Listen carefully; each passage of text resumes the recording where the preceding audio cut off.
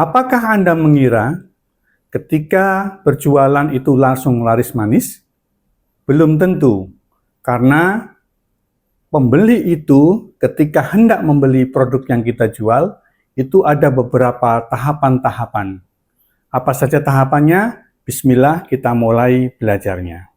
Bismillahirrahmanirrahim.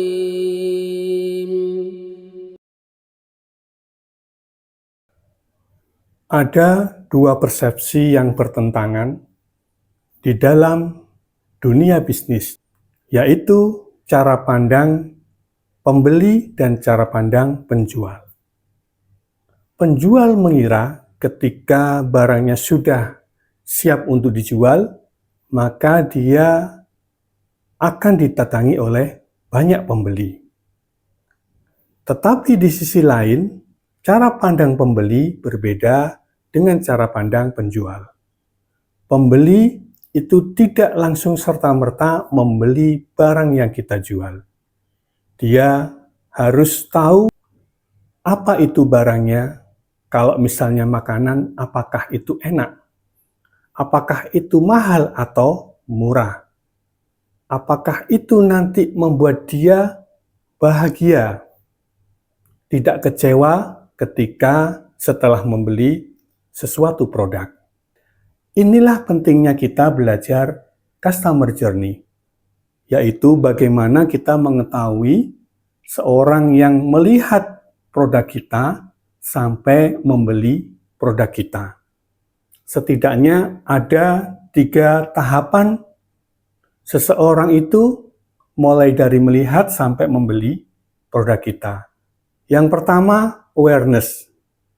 Jadi ada kepedulian. Jadi ketika kita jualan kemudian tidak ada yang melihat, berarti ada yang salah dari cara berpromosi kita. Bagaimana cara meningkatkan awareness agar orang mau melihat produk kita? Di antaranya kalau misalnya jual makanan, bisa jadi outletnya warnanya itu ngejreng gitu bahasa Surabayanya. Merah menyala, kuning, atau sesuatu yang menggelitik, misalnya warnanya ungu. Nah, ini adalah salah satu upaya agar orang mau melihat kita. Bisa juga dikasih lampu-lampu atau outletnya yang besar sekali sehingga orang bisa nampak dan tergelitik untuk melihat apa yang kita jual. Kemudian yang kedua, itu namanya engagement. Ada keterikatan emosional, ada ketertarikan.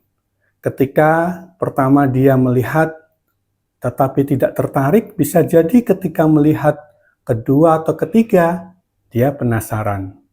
Apa yang dijual di sana?